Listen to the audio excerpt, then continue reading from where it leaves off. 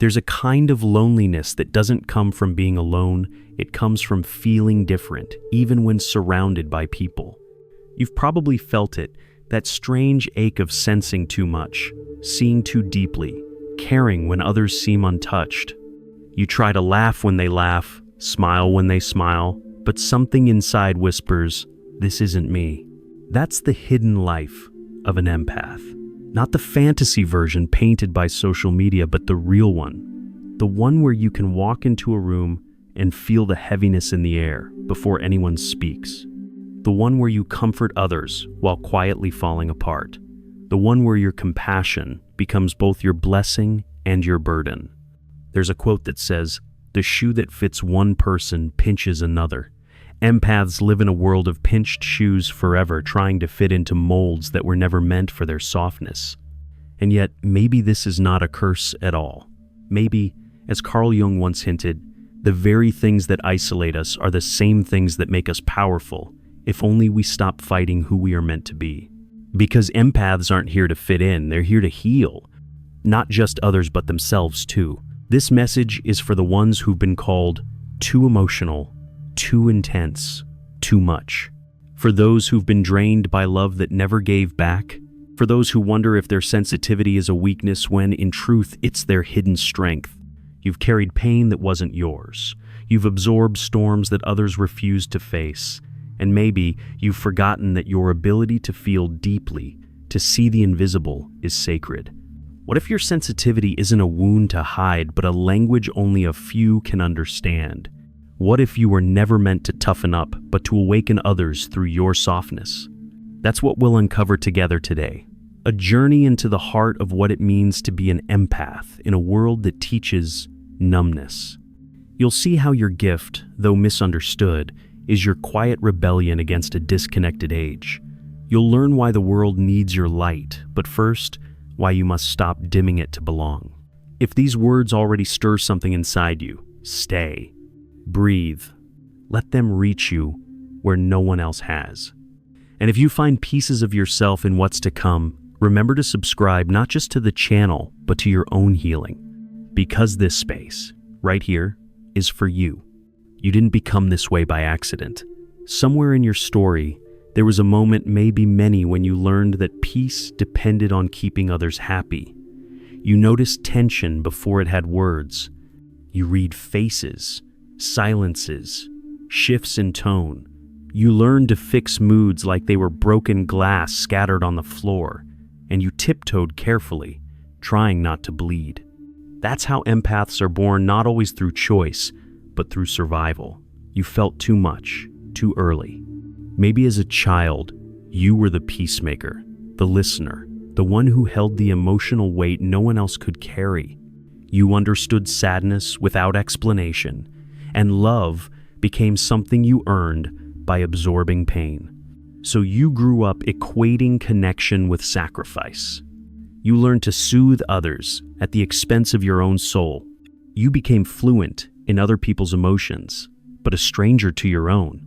And yet, the truth buried deep inside you is this: you were never meant to be a container for other people's chaos. You were meant to be a mirror, reflecting truth, light, and compassion, not absorbing every storm until you drowned. Carl Jung once said, "The privilege of a lifetime is to become who you truly are." But for an empath, that privilege feels like a burden, because to truly become yourself, you must unlearn what the world taught you. That love requires losing yourself, that boundaries are selfish, that silence keeps the peace. You've probably been told you're too sensitive, as if feeling deeply is something to fix. But sensitivity is not fragility, it's awareness. It's your soul tuned to frequencies others can't hear. It's the reason you can sense sadness behind a smile, truth behind a lie, beauty in what's broken. Yet it hurts, doesn't it, to carry that much insight in a world that moves too fast to feel. You watch people build walls while you remain open, raw, porous. You love without armor. And every disappointment cuts a little deeper because you didn't just see what happened, you felt it. But listen, your pain is not proof of weakness. It's proof of presence. You are awake in a world that numbs itself to sleep. And yes, sometimes that awareness feels unbearable, but it's also what allows you to heal not just yourself, but others too, because you can enter someone's darkness and not be afraid. You recognize it. You've lived there. The challenge is not learning how to feel less. The challenge is learning how to stay open without losing yourself. To stop mistaking empathy for responsibility. To understand that you can care deeply without carrying everything. Imagine what would happen if you stopped apologizing for your sensitivity, if you stopped explaining why you cry easily, why you care too much, why you pull away when the energy feels wrong. Imagine if, instead, you honored it as a compass guiding you toward what's true. Empaths don't need to toughen up. They need to trust their sensitivity, because that tenderness is not weakness, it's divine intelligence. It's what allows you to see the world as it is not through logic, but through love. So take a breath. Feel your heart, even if it aches. That ache is not emptiness. It's your gift asking to be remembered. There comes a point when every empath faces the same quiet, breaking the moment you realize that giving your light to everyone has left none for yourself. You sit in the aftermath of 1,000 emotional rescues, and though your hands are still extended, your soul trembles. You begin to ask, who heals the healer? For years, you've been the listener, the fixer, the safe place. You've been the one people run to when the world feels too heavy. You've absorbed the pain of others like rain on dry soil, and at first, it felt like purpose, but now you're beginning to see the cost. Empathy without boundaries becomes self-erasure. And when you keep taking on everyone's wounds, you forget what your own voice sounds like. But here's the truth that no one teaches you. Healing others was never your job. Healing was simply the mirror of your nature. You felt their pain because your heart knew it intimately. You soothed others because you once needed soothing yourself. Every act of compassion was a reflection of a deeper wish that someone would finally offer you the same gentle understanding. That's the paradox of the empath. Your strength comes from the same place as your scars. You've walked through heartbreak so profound that your soul learned the language of pain fluently. That's why people feel safe around you. They sense that you understand, even without words. But being an empath doesn't mean losing yourself in everyone's suffering. True empathy means feeling the ache without becoming it. It's learning to hold the energy, not absorb it. To witness without drowning. To say, I see you, without saying, I'll carry this for you. That's where the real healing begins, when you finally turn that infinite compassion inward. When you start speaking to yourself in the same tone you use for others. When you let your own heart rest after years of listening to everyone else's storms. There's a quiet revolution that happens the day you decide you're no longer here to be the savior. You stop chasing broken people to prove your worth. You stop begging to be understood by those who fear depth. You stop performing emotional labor for those who never asked how you feel. And what replaces all that effort is peace, slow, tender, unfamiliar peace. The kind that doesn't need validation, applause, or constant connection. The kind that comes from realizing you are not missing anything. You're simply returning home to yourself. Because empaths don't truly belong everywhere, and that's the point. You're not here to fit into the world's noise. You're here to soften it. You're not here to adapt to numbness. You're here to remind people how to feel again. But before you can do that, you must learn how to stand in your own stillness. To stop explaining your depth to those who only see surfaces. To protect your tenderness as sacred ground. You are not hard to love. You are hard to understand for those who've never met their own depth.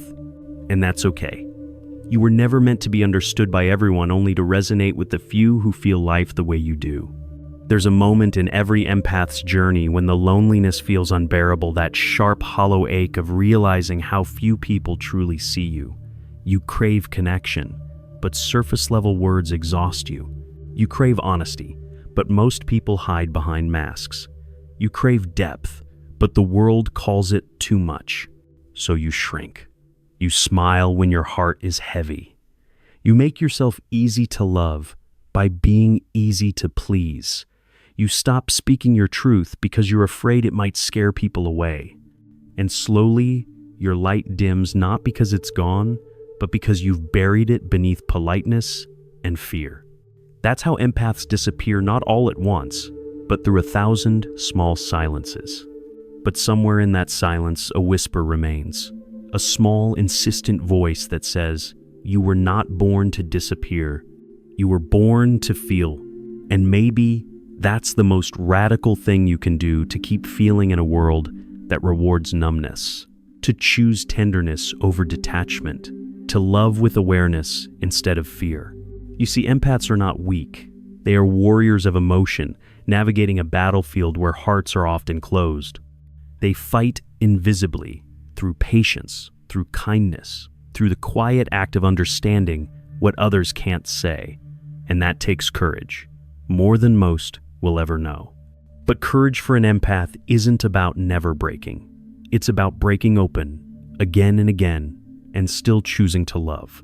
Still choosing to see beauty where others see chaos. Still choosing to forgive, even when no one apologizes. Yet, even warriors need rest. Even healers need healing. And it's time to stop expecting others to give what they've never learned to hold. Time to stop watering relationships that wilt the moment you stop pouring. Time to stop apologizing for needing depth, silence, or solitude. Because solitude isn't emptiness for you, it's restoration. It's how you find your center again, how you hear your intuition whisper, how you let your emotions breathe. That's not isolation. That's sacred space. When you stop chasing the wrong connections, you make room for the right ones, the rare souls who don't drain you but expand you. The ones who match your energy instead of consuming it. The ones who love you not for what you give, but for who you are. Those are your people. You'll know them not by their words, but by the peace you feel in their presence. They won't need explanations for your silence, and they won't flinch at your intensity. They'll recognize it because they've felt it too. And that's when being an empath stops feeling like a curse and starts feeling like coming home. You realize your depth wasn't meant to isolate you. It was meant to guide you toward the few who can meet you there. You were never too sensitive. You were simply tuned to truth. And that's what the world needs most right now. Truth wrapped in empathy, love that listens, hearts that refuse to go numb. So if you're tired of shrinking, let this be the moment you expand again. Take a deep breath. You are not broken, you are becoming. Healing doesn't come in thunderclaps. It begins quietly in the smallest, softest choices. The day you stop apologizing for crying, the moment you walk away from a conversation that drains you, the night you finally admit that you're tired of pretending you're okay when you're not. Empaths often mistake healing for fixing. You think you need to erase your pain to be free from it. But the truth is, healing isn't about removing what hurts you. It's about learning to live without letting it define you. It's about realizing that your sensitivity, your emotions, your quiet knowing, they were never the problem. The problem was believing that the world's indifference meant your depth was wrong. There's a sacred power in that moment, the one where you stop running from your emotions and start listening to them. You start to notice that your tears are not weakness, but release. Your boundaries are not rejection, but protection. Your solitude is not loneliness, but return. You begin to see the difference between empathy and enmeshment, between compassion and self-abandonment, between connection and dependency. And somewhere in that awareness, you begin to glow differently, not with the fragile light of someone trying to be loved, but with the grounded warmth of someone who finally loves themselves. People will feel it. Some will be drawn to it. Others will pull away. But this time, you won't chase what leaves. You'll know that what's meant for you will never demand that you shrink to fit its comfort. You start to understand what Jung meant when he said, "Until you make the unconscious conscious, it will direct your life, and you will call it fate."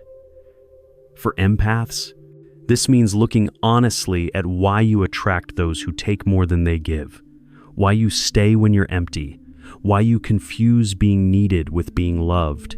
It's not self-blame, it's self-awareness, and that's what turns empathy into wisdom. You see that your compassion was never wrong, it was just misplaced. You were giving healing to those who hadn't asked for it, because a part of you still hoped someone would finally see your pain and stay. But now, you know that your worth was never meant to be proven through sacrifice. You don't have to save anyone to deserve peace. You don't have to explain your boundaries to deserve respect. You don't have to overgive to deserve love. When you realize that, your energy shifts. You stop chasing chaos. You start craving calm. You start protecting your peace like it's sacred because it is. You stop confusing drama with depth, and you begin to see that true connection feels like still water, not wild waves. That's when your gift, the very empathy that once hurt you, transforms into your greatest strength. It becomes a tool for discernment. You feel everything, yes, but now you know what's yours and what isn't. You can sense dishonesty, manipulation, emptiness, and instead of absorbing it, you let it pass through you, untouched. And in that space between sensing and surrendering, something miraculous happens.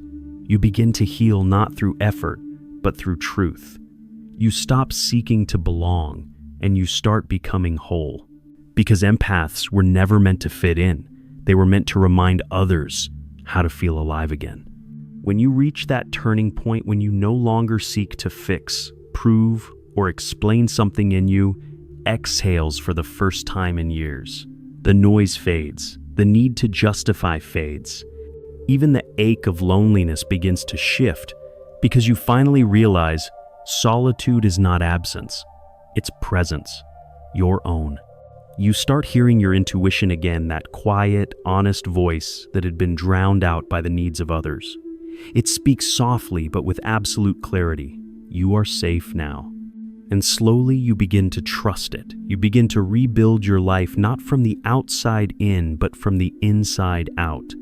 You notice how peace doesn't feel dramatic. It doesn't announce itself with fireworks or revelations. It feels like sitting with yourself and feeling okay. It feels like drinking your morning coffee without anxiety buzzing beneath your skin. It feels like not needing to explain why you need space. That's when you understand fitting in was never peace. It was performance. And you were exhausted from trying to earn belonging in spaces that could never hold your depth. Now, belonging looks different. It's no longer about being understood by everyone. It's about being aligned with yourself.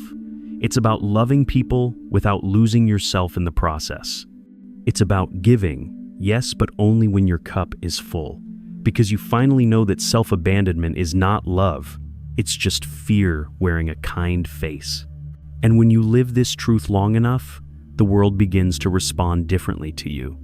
The people you once attracted, the takers, the emotional chameleons, the ones who only called when they needed your light, they start to drift away. You don't even have to push them out. Your energy simply no longer matches theirs. Instead, new connections arrive. Softer, slower, truer ones. The kind that don't drain you, they nourish you. Conversations that don't demand you to fix anyone, but invite you to be.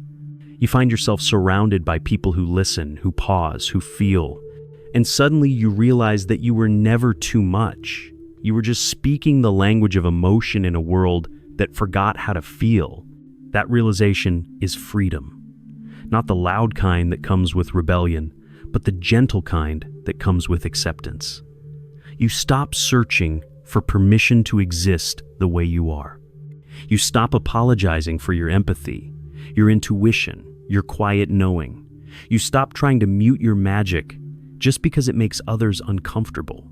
Because now, you see your empathy was never meant to blend in. It was meant to stand out. It was meant to heal by presence alone. It was meant to awaken something in others that they've long forgotten, their own softness. Empaths are the keepers of the world's emotional balance. You are the reminder that there is still tenderness beneath the noise. You are the evidence that feeling deeply is not a flaw, but a form of wisdom. And yes, The world may not always understand you, but it needs you desperately. So, when your heart feels heavy again, when you start wondering why you were made this way, remember this: you were never meant to fit in. You were meant to heal. And every time you choose presence over performance, truth over people-pleasing, love over fear, you are healing something ancient, not just in yourself, but in everyone who crosses your path. You were never too much. You were never wrong. You were just early feeling what others haven't yet dared to feel. Thank you for staying through this journey, for allowing these words to meet you where you are. If this spoke to you, if something inside you felt seen or softened, don't let it fade. Subscribe, share, and stay connected, not out of obligation, but as a quiet act of belonging. Because here, you are understood. Here, your empathy is not too much. And as you move forward tonight, remember this simple truth: you were born to feel deeply so that others might remember how to feel at all.